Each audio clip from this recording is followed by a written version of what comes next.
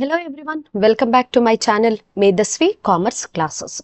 So in the previous video, we have discussed about the different features of planning, an important question for 4 marks. So in this video, we are going to discuss about the different limitations of planning. As I already told you, if you are doing something, if there is some advantages of that activity, there will be some disadvantages too. So now we'll study what are the disadvantages if we are going to plan prior itself. So we'll move on to this particular concept today. Again, it is an important question for 4 marks. So limitations of planning, they may ask you as a disadvantages of planning, limitations of planning for 4 marks. So before going to that, if you have not subscribed to my channel, please do subscribe to my channel Medasvi Commerce Classes. Like, share and with your friends also, so that it will help them also to score more marks in their examination. So without much delay, we'll move on to today's topic, limitations of planning. So, okay, ma'am, we understood that if we are going to plan, easily we can achieve the objectives in the organization. But one thing you have to keep it in your mind, you are going to plan for the things which you are going to do it in the future. Future is always uncertain. You can't predict what is going to be happen in the future. So depending upon that criteria, now we'll discuss what are the disadvantages of this planning. So if you tell that, ma'am, there are so many disadvantages, then why you have to plan? In spite you have so many disadvantages, planning will help you a lot for achieving the organizational objectives. But it is a time for us to understand what are the disadvantages of planning too. So we'll move on to one by one point. Planning leads to rigidity. Yes, rigid is nothing but which you can't change. You have to follow accordingly. As you all know that who will do the plan? The management people will do the plan. Head will do the plan. Top level management will do the plan, and in their this one to take a decision, and middle level management people usually do the plans. So what the subordinates will do are superiors will do a plan. Subordinates will follow that plan.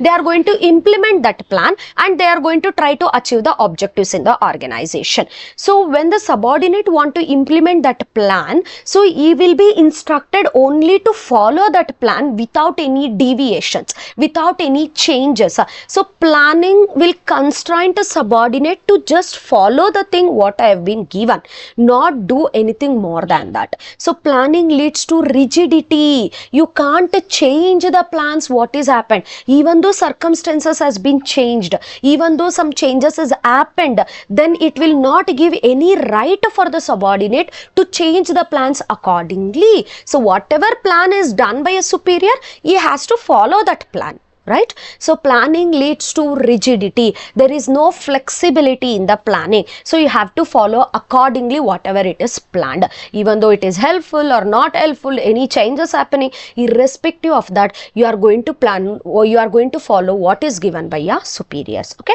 Planning may not work in the dynamic environment. Obviously, see what happens. Dynamic environment is nothing but which keeps on changing. Right? Future is very dynamic in nature. You can't predict what is going to be happen in future. Like maybe your political environment, which we have already discussed, your social environment, your legal environment, your technological environment, see your economic environment, it keeps on changing. It is not constant. It is dynamic in nature. As we studied in the features of business environment is dynamic in nature. It keeps on changing. It is not constant. So planning will not work in such situation. See, you have planned something to achieve some objective. If a drastic changes has been happened in the future, whatever you have planned, that will not work in that particular situation, right? It will not work in the changes what is happening drastically. Like for example, technological environment. You have planned something to produce so and so goods using some technology, which is high demand in the market. So when you are supposed to implement that, the technology has become an absolute. In place of that technology, a new technology has came. So now whatever you have done planning to produce a goods using that technology will become a waste for you, because that plan will not work for the new technology production. right? So planning may not work in the dynamic environment. We are not telling that compulsorily you can't do it, may not work, but you have to make some modifications according to the changes what is happening. Okay, planning reduces creativity. See, it is so foolish that only superiors have a brains. Even the subordinate do have a brains, and subordinate brains will also work, right? Yes, planning reduces creativity. Who will do this planning? The superiors will do planning. They will tell, according to my plan, you work out. That is what you are doing, right? So whatever the subordinates is having a creative things in their mind, they are going to destroy such things. It will reduces the creativity of the employees. So first time, if the employee is going to tell something, if the superiors were, suppress them, like, what I have given, you have to do such things, that's it, don't use your brain and all. So at that time what happens, next time the subordinates will not come up with the creative ideas. They will just think like, whatever that fellow has told, let me implement that, what is there for me, right? That mentality, that mindset will come in the minds of the subordinates. So planning reduces the creativity. Whose creativity it is reducing? Subordinates creativity it is reducing, because subordinates are instructed to follow the plans which is given by the superiors, irrespective of whatever it may be. They are not supposed to make any changes. They are not supposed to deviate from the plans. So planning reduces the creativity of the subordinates. Planning involves huge cost. Sometimes what happen, whatever the objective you have, you have kept to achieve, the benefit what you are going to get that objective will be lesser than the cost which is incurred for planning that particular achieving the objective. Planning involves huge cost. Ma'am, why so much of cost will be involved? See, first you have to identify the different alternatives which is available to you. Then you have to check each and every alternative, its advantage, its disadvantage and all, and then you have to decide a best alternative. This all is a time, involves huge time. Like, you have to call for a board meetings so many times, you have to do a board meetings, and you have to speak with the professionals who are involved in that, while checking for the different alternatives, advantages and disadvantages. See, to do all these things, what happens, it involves very huge cost. Sometimes the benefits what you are going to earn will be lesser than whatever the cost which is incurred to do that particular thing. That's why this is one of the limitation. It involves huge cost. Obviously, not only more cost, it is a more time consuming process also. So you are simply wasting your time just only to plan. This will be happen in your student scenario also. So you have given one objective, so you have to score 95%, but so much of your time will be wasted to plan how to study.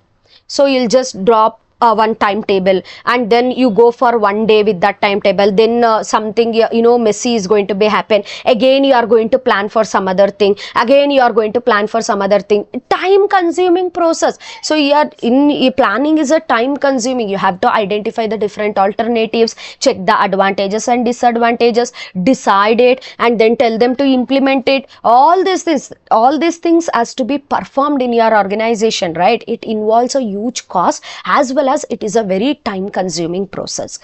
Planning does not guarantee success. Yes, we are going to do a planning for the future. Future is always dynamic in nature. So you can't tell that if your plan is very good, you are going to succeed in that particular objective. So how you are going to implement that plan also plays a very, very important role. It will just give you an idea of performing that particular plan. That's it. It does not guarantee success. If you plan only, that will not be a major part for succeeding your objective.